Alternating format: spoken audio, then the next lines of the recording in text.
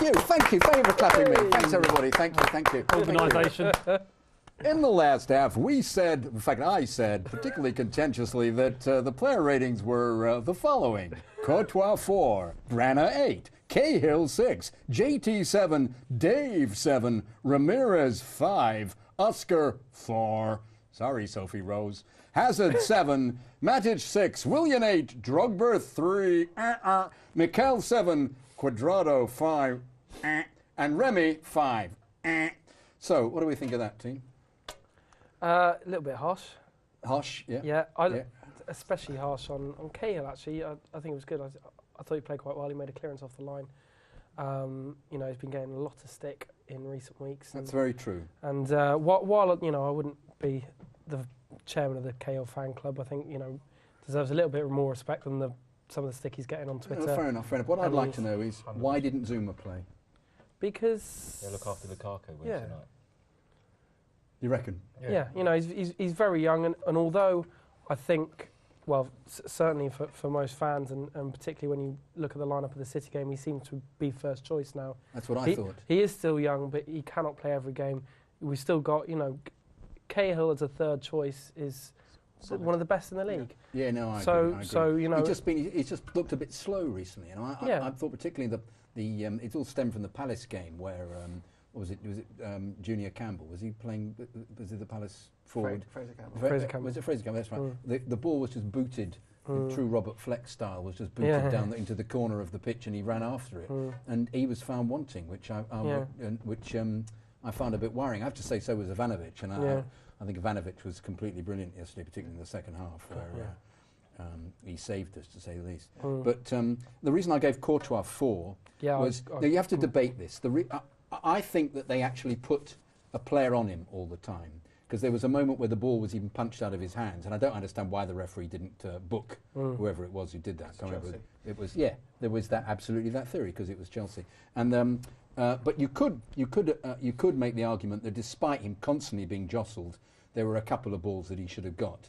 So in a sense, I've given him 4, but I could have easily given him 6, because I think he was put upon. I think there's a deliberate. Because he flapped at the ball in the Man City game. I think that they deliberately put a man on him to actually get in his face. It'll be a good learning curve for him. Because he has made some brilliant saves this season. So we can give him a 6 now. Then. I think. Well, no. That's a good point. Let's give him 5 then. All right, let's compromise. Let's compromise. Yeah, if you'd have read out 6, I would have argued that he should have been lower. So. Yeah, thank you. Now, I've obviously given Branagh 8. Because particularly, not only for the reasons of his goal, which was absolutely fantastic, but just because he really stepped up to the, I hate saying the image of the plate, but he did. He was great in the second half, and particularly knowing that he's still got this cut foot, which has been really difficult. And perversely, the weirdness of it, fitness trainer mate of mine, his mother works at the Parkside Hospital, and he came in there during the week with this enormous gash in his foot, which he still had. So, I mean, hats off to him. I think completely brilliant stuff. Yeah, absolutely. He really is, I mean, JT I've given 7 because I think JT's wonderful. My worry is, where were they all for the goal? The Villa goal was really elementary stuff. Yeah, it was poor. It was really poor stuff. We've been caught out a couple of times like that this season, but I mean, like I said before, it wasn't a vintage performance by any means. But I think my dismay is that they've hardly scored any goals, and they looked as if, I know we haven't won there. Under Mourinho's never won. That was the first time he's won there, which is great. And I know we ended up 7 points clear, but it was a really average performance, and just don't want to. I would like to know what the reason is for this average performance. Average with 3 points. Well, indeed. But I'm worried that we'll be average and it'll be no points in some other games this season. I'm just getting a bit worried about it. But then that's me, because I've experienced so many Chelsea moments in the past where my terror of listening. Yes, Mixler is working. My terror. I just got that in my ear. My terror of remembering Vialli when we still had that. We drew with Leicester. And he gave up. And we went to Sheffield Wednesday and drew 0-0 in an absolutely dreadful performance. And I remember sitting in the stand. And if we'd actually bothered to go for the points, everybody else dropped points around us, we would have won the league that season. So I still have this terrible heart-thumping fear that something will go wrong. And I'm sorry, it's difficult for me to... a different man at the helm. It's a very huge... And it's a very different man at the helm, I agree, and in faith in him, and he's wonderful. 100%. Absolutely. Yeah. Nonetheless, there is, occasionally there is this. So yeah, I'm going to bring the others in. He's just said, bring the others in. Sorry, Dan, I'm talking too much. I do apologise. I do apologise. Which others are they, which we should bring in? We're bringing a group of people in, is that what you mean? To take over? Well, I was going to say it's a cliche, but if you couldn't win when you're not playing your best, that's a sign of No, I champions. know. It's winning ugly, as they say. And I agree, we did do. But it still worries me. Now, Oscar, I thought, was really poor watching the game. I thought he didn't really contribute. It wasn't a surprise that he was substituted. I just thought, and also what is lots of teams that get quite physical with us, which seems to be quite the norm. And I just felt he was a bit shy of the whole. There he is. There's a picture of him there, with his back to us, and the wonderful JT. I don't think I've ever said how wonderful JT is all the time. Completely wonderful. And Matic disappeared a bit. I felt he wasn't really there. And I wondered what the reason was that. Anybody got an idea? I think, he hasn't played next to Ramirez in a 2 a lot. Very good point. Villa, I mean, it almost sort of attacked us at will at points during the second half. Yeah. And they're such an awful side, so that was a bit worrying to see. Having said that, I think it's one of those games where you're moaning like hell through the whole thing. Then afterwards, seeing City drop points, you just sort of... Well, that was the relief, wasn't it? Yeah, it was fantastic. But it's a ground where no matter what the current state of affairs, we never, ever do well. We dug in to get 3 points, and City dropped points, and I just think it was a huge, huge day. And I think you could see that in the celebrations for Ivanovic's goal and the celebrations at the end. I think there was a real feeling around that. It's like a Blackburn moment. Yeah, exactly. Yeah, it's a real feeling around that. We wouldn't have won that last year. No, absolutely not. We would have probably lost. Yeah, I don't even think we would have got a point. We did lose at Villa away last year, didn't we? It was nailed on they were going to score because it just had to happen. That was going to happen irrespective. I think Pt.2 scored their last goal, didn't he? I think Gary Shaw again. I think it's Gary Shaw. On that, though, Villa supporters should be asking themselves, why can they get up for a big game like Chelsea but struggle so poorly? Indeed. Well, that also worries me about Sunderland as an example of that. It's a lot of pressure. Well, they play like Barcelona once a season, don't they, against Chelsea? Everyone seems to have this whole kind of let's play. I think that's the thing. I think it's bound to happen in any game. Is it becomes their cup final for these people, because there's a huge amount of jealousy as well as we know. To show you to the level where we're at as well. What these players have to produce to get close to us. I think what happened a lot of the time is also they go at it hammer and tongs and then get exhausted most of the time. But and then we slowly grind them into the dust. Anyway, Willian I gave 8 to. I thought he was fantastic, and at the moment I don't think that will be a struggle with Cuadrado, because he's a very different type of player.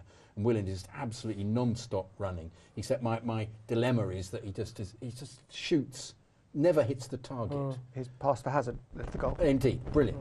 But that's an example. Williams passing is great. Is such a disciplined player. He'll follow instructions to T. That's why Mourinho loves him. If he's told to stick to a role, he'll do it.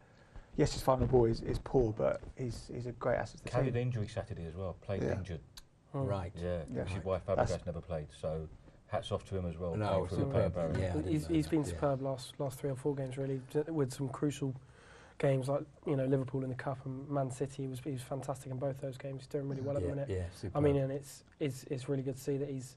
Cause I think if someone was going to put Cuadrado in the team, I think he'd be, in most people's heads, he'd be the one to drop out. But he's really kind of stepping up and I mean his end. We all know his end product is not what it could be, but like Dan said, it's such a shame that he's constantly in positions where perfect Mourinho player.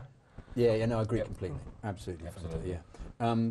I've given 3 to the Drog because I agree with you completely. I think he needs to be much more of an impact player. I think that Remy should start because I think also it gives Remy an opportunity. Remy's a very skillful player, but at the moment he comes on and he's not quite with it. And again, maybe Wednesday in mind. Remy will start Wednesday. Then we've got nearly a week off. Costa will come in. Yeah, very good point. Very good point. We've got Easter games coming and the Cup final coming.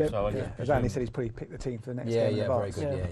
Yeah. I was It's a bit rubbish of me not thinking about that. I didn't. Well, that's why you got your team around you. Yeah. Thank you, but thank you. Got your back. Thanks.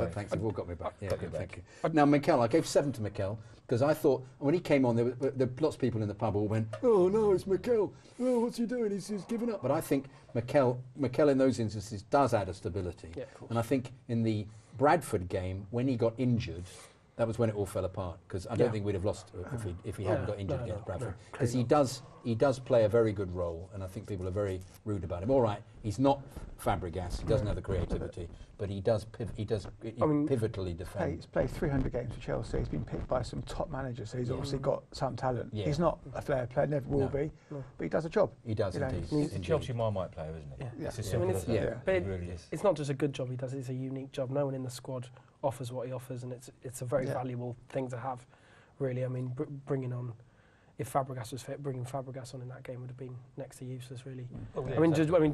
Just like, funny enough, Bradford when they brought him on, it was a bizarre game to bring Fabregas on. It was. The Munich game, he was outstanding. He was man of the match.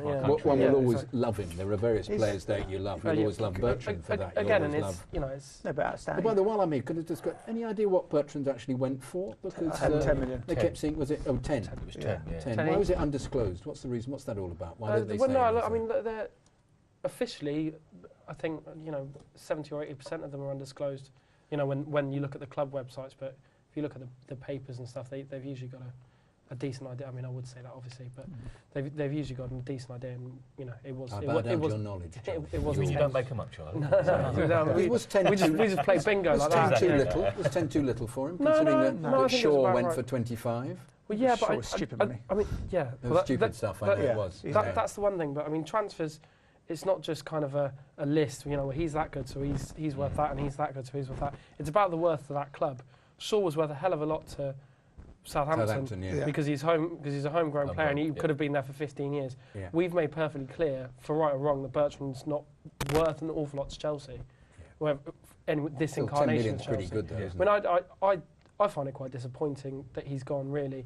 Well, particularly since he's been performing so well for Southampton. He's been one of the best left backs in the Premier League this season. But I think obviously everyone will point to Munich, but I think he wouldn't get in the first team ahead of Azpilicueta. But I think being homegrown of sorts and being an English player and all the rest of it, I definitely could have found a place in the squad for him. Having said that, I think him and Mourinho kind of fell out a little bit last season. Yes, because he mentioned, didn't he, the fact that he thought he was being treated very badly as well. Yeah, I mean, he went to the Arsenal Christmas party along with Schürrle and Ashley Cole, who have both left as well. You hadn't noticed. No comment. Yeah. He's and he wants to play football. I don't know he wants to sit on the bench. That's a big difference. He wants to play football. 25. He's got more importantly, he's got the potential to be one of the better left backs in the league. He's doing that with Southampton. He wouldn't get the chance to do that with Chelsea. It's absolutely good luck to him. I mean, couldn't really. I'd hope to see him as a kind of Paulo Ferreira figure, coming on when needs be. But it would kind of do him a disservice, really. So, in fairness, Munich aside, I don't really remember having a huge impact on any games. I mean, when he got his chance, he didn't shine particularly. No, he didn't. He didn't play terribly well. I thought he was decent, right? But he's improved. Well, perhaps he's more relaxed because the pressure's off him. I mean, one worries the same thing about Schürrle and Salah, whether they were, but like De Bruyne. De Bruyne is tearing them apart in the Bundesliga. He's completely fantastic. Why, therefore, did he perform so badly? I mean, I remember going to the Shrewsbury game and seeing him just completely Swindon away in the cup when Van Ginkel got injured. Was it Swindon? Sorry, when Van Ginkel got injured. Sorry, Shrewsbury. He's a big fish in a little pond now. He's a big fish in a little pond. His attitude. But they're second, though, aren't they? Yeah. But is that a problem with Chelsea? Is that some players going to? Well, I think you have to be of immense kind of mental strength, huge character. To thrive. This is why Yeah, but none of the juniors get into the team as well because the pressure's so. Same with Lukaku. Lukaku. You see a lot. Yeah, exactly. Lukaku thought he was really big time and didn't want to fight. You start with 11. Yeah, precisely. That's it. Precisely. You've got to have the 7 behind. The 11 have got to be when they play. They've got to prove to Jose. They've got to prove to the club that you can't take me out. And Jose will keep you in. He's known for that as well. But you look at like Charlie said, some of the part-time games today, the Shrewsbury game, etc. not one player to think, please pick me for the next game on Saturday. None of them at all. No, that was absolutely appalling. Aspi came in, made the place his own. Mourinho, I trust him implicitly. I'll say, what's he done wrong since he's been here second time? Very, he gave Torres a chance, didn't work. He knows what he's doing. The man's a top manager. Yeah, no, indeed. He knows what, I'm not willing to criticise his transfer policy. No. Ever, never would do. No. Good stuff. Cuadrado, not enough time to impress. Not enough time, but I think his talents, maybe unfortunately for him, and given the strength of our attacking midfield positions, his talents lend themselves to being that kind of impact player, that kind of. But he's not a replacement for Willian in any way. They're completely different types of players. But that's what the press was talking about there, weren't they? They were setting that up as being Willian was saying, "Oh, I've got to work out whether or not I'm going to be in the team anymore." Like I said, they'll come off the bench and give you something totally different to what we haven't got. It's a white chalk. I've looked at some of the videos of him on YouTube and via Twitter. I thought we're not doing anything via Twitter here. Anybody tweeting? How are we going to get onto Twitter? I think. Haven't got a Twitter feed. What are we going to do? Help! Just tweet. Somebody get onto Twitter on a phone for me and bring it in. Is that possible? Can we do that? And we got a phone. They can because we need to look at when anybody's tweeting about the show. If nothing at all, there may not be anybody corresponding with us at all. But it would be nice to know. Yes, can one of our colleagues here? I've been said. Ask one of your colleagues. Anybody got a phone? Can we? Can you multitask, Charles? Yeah, I'll do it. Yeah. Here we go. We have to go. Let's do this in the break. Let's worry about that in the break. We haven't got long to go, but. Yes, the kit. I just wanted to go on. I want to go on about that. Do you? I find that absolutely. Also, why can't we play against Villa in blue and white? What's the problem? They've got a little bit of sky blue, haven't they? We have done in the past. We have done in the past. Yeah. Well, if we have in the past, what happened? Why does that strange kit have to be announced? Is it to sell it? Is it to try to sell it? It is. They have to. I was waiting for you to stop. Yeah. Charles. I was being naive, wasn't I? There, If they designate a kit as one of their chosen 3 kits, they have to wear it a certain amount of time during the season. Yeah. We actually haven't worn that kit yet, I don't think. And I hope we never ever wear it again. It was almost as bad as that fluorescent kit. Do you remember that one? Yeah, well, that was on Abramovich's orders, that kit. Which one was it? Yeah, well, the trouble is they kept passing to the stewards. Do you remember? Which kit was that? He saw the luminous yellow one. Yeah, there was a luminous yellow one that they wore. He saw was that the same colour? Was that the cup final kit? I've got somebody in the gallery just said, that's not a bad kit. Oh, the green one. I quite liked it. No, Abramovich saw Barcelona wore a similar one at the bridge and on Abramovich's orders. Oh, that was the Barcelona, because he liked it, but there was 5-4 or something, wasn't it? And he loved all of that. Yeah.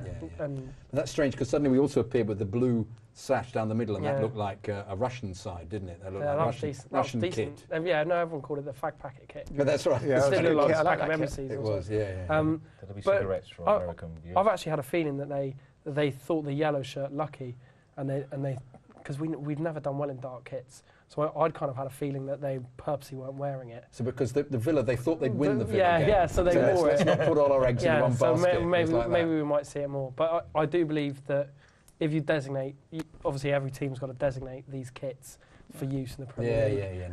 And because kids have bought it for Christmas. It's just contractual. Of that. You just despair. Who comes up with these? Is that strange? Is it as if it's all sort of collapsed? You know, the whatever it is, the logo has gone. It looked like a.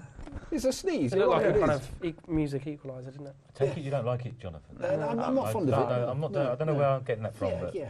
I won't rant about it. I prefer the yellow. Yeah, me too. But also, it's very traditional, the yellow as well. Yeah. And I know. Excuse me being old-fashioned, but I like the tradition of something that eats back. Right, and I have to say that I remember watching Chelsea at Sheffield Wednesday. We played in red, white, and green, which was Portugal colours. And who knows who thought that one up? But Ivan then people used to have away scarves. I bought a scarf. I've still got it. Red, white, and green. You wear it at the bridge now, and they all think you're a United fan. Half and half. Yeah, peculiar, like a half and half one. Yeah. No, I mean, I think it's all right if you have, got the traditional blue, and it's great to have the traditional yellow. Then I think a bit of a wacky one's all right for the blood kit. We had a black away kit a couple of years ago. Yeah, but somebody came up with an orange and black. Do you remember that one? And I bought a... Yeah, that was a good kit. I actually bought a scarf, foolishly. What for? That was going to have that. That was the last way I bought was black and orange. Yeah, me too. That's the problem with having 3 new kits a year. Anyway, we've got 20 seconds. I've been aggressively told in my ear. We've got to wrap it up. So there'll be more in the third part, funnily enough, because there are 6 parts, and And we're almost there, and we're getting there now, and count me down. Go!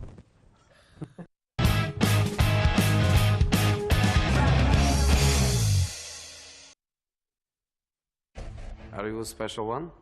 Everyone?